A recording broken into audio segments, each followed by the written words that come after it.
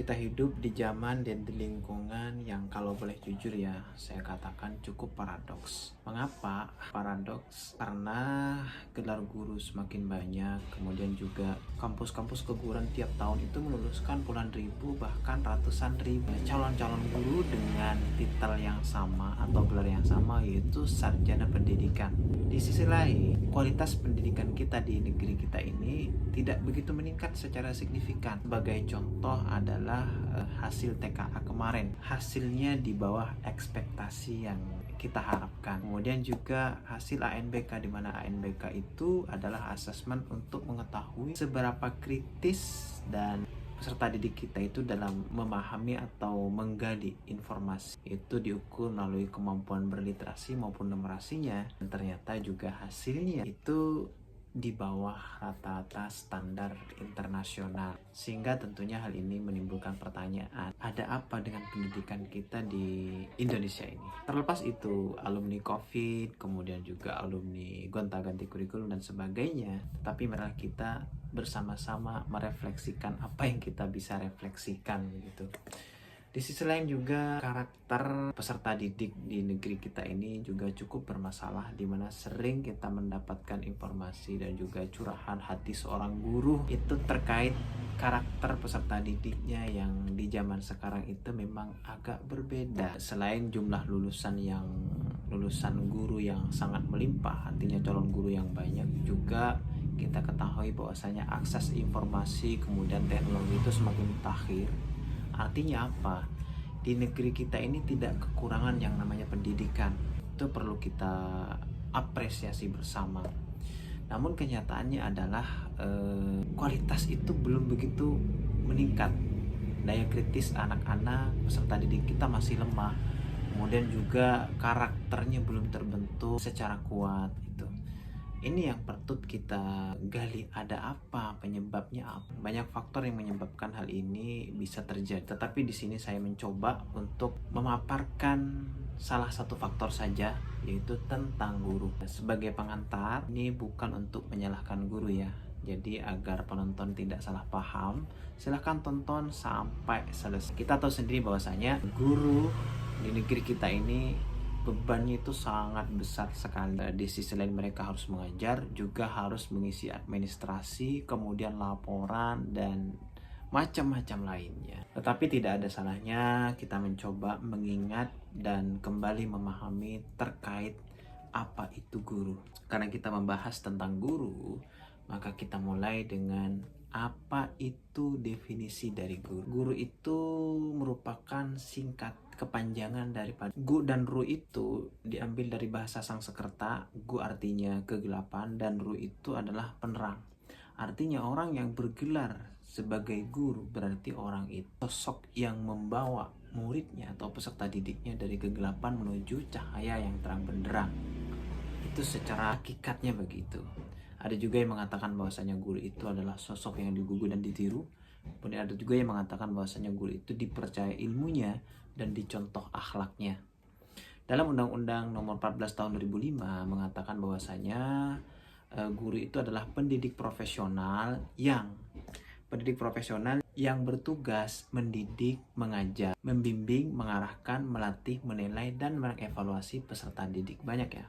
Pertama mendidik, kemudian mengajar. Mendidik dan mengajar tentu berbeda ya. Kemudian membimbing, kemudian juga mengarahkan, kemudian juga melatih, kemudian menilai, kemudian mengevaluasi. Ada 7 yang harus dipenuhi oleh seorang guru. Di sisi lain juga Ki Hajar Dewantara juga mengatakan bahwasanya guru itu memiliki tiga peran: ing ngarso sung tulodo, ing madya mangunkarso, tuturi handayani. Di depan guru itu memberi teladan, kemudian di tengah-tengah membangun karsa, memberi inspirasi, kemudian tuturi handayani, di belakang memberikan dorongan. Itulah hakikat guru. Sehingga silahkan disimpulkan sendiri bagaimana, apa sih pengertian guru itu berdasarkan dari literatur tadi. Namun secara keseluruhan berarti guru itu bukan sekedar penyampai materi pelajaran saja, tetapi lebih dari itu, guru berperan sebagai pengajar, kemudian pendidik, kemudian juga pembimbing, kemudian juga instruktur, kemudian juga mentor seseorang gitu, kemudian juga coach, nah, kemudian juga konselor. Nah, tidak harus guru BK yang konselor, tetapi guru umum pun juga bisa berperan sebagai konselor bagi peserta didiknya. Itu secara umumnya. Kemudian saya mencoba mendefinisikan juga dalam perspektif Islam. Ini saya mencoba berbicara dalam perspektif Islam. Apa saya membawakan perspektif Islam? Karena kesannya antara guru umum dengan guru agama, terutama ustadz atau kiai, itu terdapat perbedaan. Artinya ada dikotomi antara guru umum dengan guru agama. Sebetulnya guru umum itu juga sangat berpotensi menjadi sosok layaknya seorang guru agama, mu'alim dan sebagainya, karena juga pengertiannya hampir sama, tugas dan perannya juga hampir sama, tidak ada perbedaan, ya. Tetapi mungkin secara khusus mungkin ada perbedaannya, tetapi secara universal itu hampir sama perannya, dimana perannya itu bukan hanya mengembangkan intelektual, tetapi mendidik jiwa, mendidik mental, mendidik akhlak, dan juga memberikan arahan hidup ke jalan yang benar. Itulah definisi guru secara universal begitu. Oleh karena itu, menjadi guru itu bukan hanya sebatas profesi, tetapi merupakan amanah yang mana bagi seorang yang sudah menyandang guru, entah itu guru statusnya apa dan sebagainya, patut disyukuri dengan menjalankan semaksimal mungkin perannya sebagai seorang guru. Dimana guru itu kita ketahui bersama, andai kata guru itu menjalankan perannya sebagai layaknya seorang guru, memenuhi kompetensinya, tugas dan kewajibannya dilaksanakan, insya Allah dia juga merupakan bagian daripada al-ulama warasatul anbiya, ulama pewaris nabi secara universal. Dalam Islam, guru itu banyak dimensinya. Misalkan ada al-muallim. Al-muallim itu berarti pengajar, sosok orang yang mengajar, orang yang mengajarkan ilmu pengetahuan kepada peserta didiknya secara sistematis. Ini dalam istilah pendidikan umum itu sebagai pengajar atau teacher. Fokusnya adalah transfer of knowledge, yaitu transfer pengetahuan. Namun jika berhenti di sini, pendidikan itu hanya sebatas transfer informasi, bukan transformasi manusia. Kemudian ada juga al-muaddib. Apa itu al-muaddib? Muaddib itu adalah seseorang yang mendidik, pendidik yang mengajarkan peserta didiknya, ada melatih ya. Kemudian ada al-muaddib. Muaddib ini yaitu pendidik yang menanamkan adab, etika, moral, akhlak kepada peserta didiknya. Dalam istilah umumnya adalah pendidik ya, bisa dikatakan seorang sebagai pendidik. Kemudian ada juga murabbi. Apa itu murabbi? Murabbi secara pengertian sederhananya yang saya ketahui adalah bimbing yang mengembangkan seluruh potensi peserta didiknya itu secara bertahap begitu. Dalam istilah umumnya adalah mentor ya. Kemudian juga ada syekh, di mana syekh ini orang yang sudah mendalam ilmunya dan pengalamannya itu juga sangat luas. Itu syekh. Kemudian juga ada mursyid, di mana mursyid ini adalah pendidik yang memberikan jalan hidup, mengarahkan muridnya atau peserta didiknya ke jalan hidup yang benar begitu. Dalam artian kalau diistilahkan secara umum adalah coach begitu ya. Ini secara universal yang saya ketahui begitu. Bisa diklarifikasi di kolom komentar, silahkan kalau misalkan ada yang salah yang saya sampaikan. Jadi dari berbagai definisi tadi yang kurang lebih sama dengan apa yang didefinisikan oleh teori pendidikan umum, dapat kita simpulkan bahwasanya pendidik atau guru itu bukan hanya sebatas menyampaikan materi, tetapi juga berperan sebagai orang tua bagi peserta didiknya, sebagai mentor bagi peserta didik, dan juga sebagai coach bagi peserta didiknya begitu. Sekarang setelah kita memahami konsep tersebut, ada pertanyaan yang mendasar. Apakah praktek pendidikan kita ini sudah sampai di sana? Tapi ini mohon maaf ya, bukan untuk menggali hal-hal yang kurang baik, bukan, tetapi ini coba kita mengajak merefleksikan bersama di banyak ruangan kelas itu seringkali pendidikan itu diartikan secara sempit, yaitu hanya sebatas penyampaian materi, kemudian juga penyelesaian kurikulum dan pengejaran target nilai. Sehingga yang terjadi adalah munculnya budaya katrol nilai, di mana kadang kompetensi peserta didik itu belum selesai karena dikejar oleh target tahunan dan sebagainya. Kompetensinya belum selesai dan hasil dari asesmennya itu ternyata di bawah KKM, di bawah standar, misalkan nilainya 40 atau 50, tetap pada akhirnya dipaksa untuk memiliki nilai 80, bahkan barangkali 90, dengan remedial perbaikan nilai yang formalitas.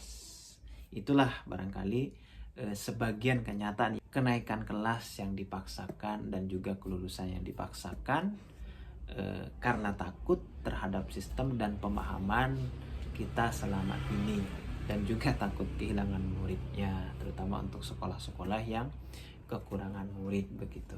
Ini kompetensinya yang belum begitu tuntas, belum karakternya. Kita sudah menceritakan tadi bagaimana karakter peserta didik kita ini memang lumayan cukup bermasalah ya.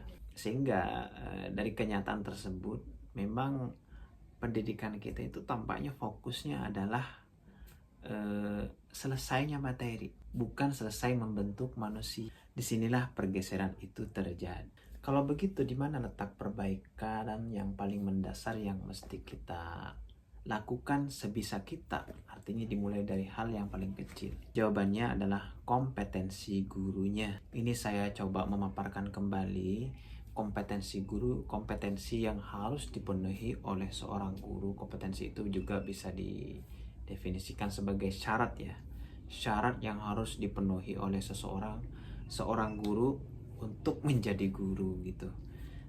Tapi secara rincinya pengertiannya, kompetensi itu adalah seperangkat kemampuan yang mencakup pengetahuan, keterampilan, sikap, dan nilai yang memungkinkan seseorang menjalankan tugasnya dengan profesional dan penuh tanggung jawab.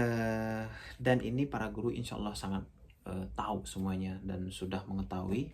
Kompetensinya itu paling tidak ada 4. Yang pertama adalah kompetensi pedagogik, di mana seorang guru itu mesti harus mengetahui latar belakang peserta didiknya dan kebutuhan peserta didiknya. Kemudian kompetensi profesional, di mana seorang guru itu harus betul-betul memahami ilmu yang dia ajarkan, kompeten di bidang tersebut. Dan juga kompetensi sosial, bagaimana guru itu membangun hubungan sosial antara dirinya dengan muridnya, antara dirinya dengan lingkungannya, antara dirinya dengan unsur-unsur yang mendukung pendidikan tersebut, termasuk juga orang tua. Kemudian juga ada kompetensi kepribadian. Ya, ini juga yang cukup penting. Kepribadian itu dimana seorang guru itu dituntut untuk menjaga integritasnya, kemudian juga stabilitas emosinya dan juga akhlak dan perilakunya. Baik, kita coba membahas satu persatu terkait kompetensi ini, dimulai dari kompetensi pedagogik ya. Secara sederhana, kompetensi pedagogik itu bisa dipahami sebagai kemampuan memahami karakter, kemudian juga kebutuhan dan potensi peserta didik. Dengan kemampuan tersebut, sehingga guru itu mampu merancang strategi atau metode pembelajaran agar pembelajaran berlangsung secara efektif. Artinya apa? Ini terkait pembelajaran ya. Pembelajaran itu bukan hanya menyampaikan saja, tapi menempatkan ilmu sesuai dengan kondisi muridnya. Para ulama-ulama pendidikan Islam bahwasanya seorang guru itu mestinya adalah memperhatikan kebutuhan peserta didiknya, juga menyesuaikan. Kemudian ada yang namanya kompetensi profesional, yaitu penguasaan materi secara luas, kemudian juga mendalam, juga terstruktur begitu. Di dalam Islam, para ulama menegaskan seorang pengajar itu tidak boleh mengajar tanpa penguasaan ilmu yang memadai. Artinya dalam proses pengkaderan guru, terutama kuliah-kuliah di keguruan, harus benar-benar memastikan bahwa yang lahir adalah pendidik yang kompeten dan mendalam ilmunya, bukan sekedar memenuhi formalitas akademik atau sekedar memenuhi ijazah, apalagi joki skripsi, lulus yang dipaksakan dan sebagainya, tetapi benar-benar melalui proses belajar yang serius, jujur, dan bertanggung jawab. Karena pada akhirnya kualitas guru itu tidak ditentukan oleh ijazah, tetapi oleh kedalaman ilmu, kejujuran dalam proses, dan kesiapan untuk mengemban amanah pendidikan. Kemudian ada kompetensi sosial, yaitu kompetensi bagaimana seorang guru itu membangun hubungan sosial dengan muridnya, di mana hubungan guru dan murid ini juga merupakan media pembelajaran itu sendiri. Kalau tidak terbangun hubungan yang positif, artinya muridnya cara komunikasi yang disampaikan tidak efektif dan sebagainya, strategi juga belum pas, begitu ya pembelajaran juga tidak akan efektif gitu. Juga hubungan dengan orang tua peserta didiknya bagaimana, karena pendidikan itu tidak hanya sebatas antara guru dan murid, tetapi juga menyangkut berbagai unsur, diantaranya juga peran orang tua bagaimana, dan kemudian juga peran lingkungan bagaimana. Jadi ada guru saya itu pernah bercerita, di zaman dulu itu katanya ada seorang murid itu mengetes gurunya, bukan untuk meremehkan gurunya, tetapi untuk memastikan seberapa peduli gurunya. Sengaja salah membaca kitab di hadapan gurunya. Ketika gurunya tidak menegur, dia langsung memahami, oh iya, gurunya ini tidak peduli.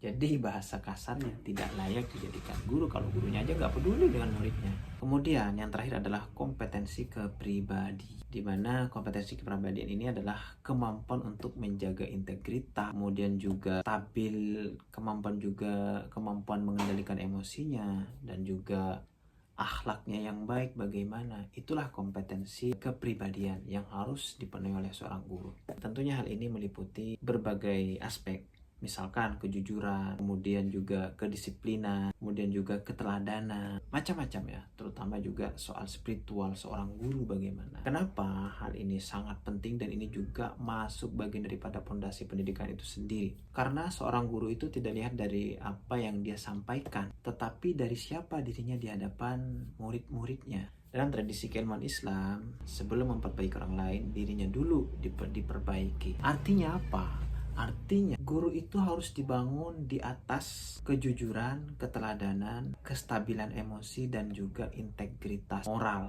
Pastikan energi guru, energi digugu dan ditirunya itu sangat kuat dalam diri seorang guru. Seperti dalam sebuah ungkapan yang diungkapkan oleh Ibnu Athaillah As-Sakandari, dia mengatakan, tasbiqu anwarul hukama aqwaluhum.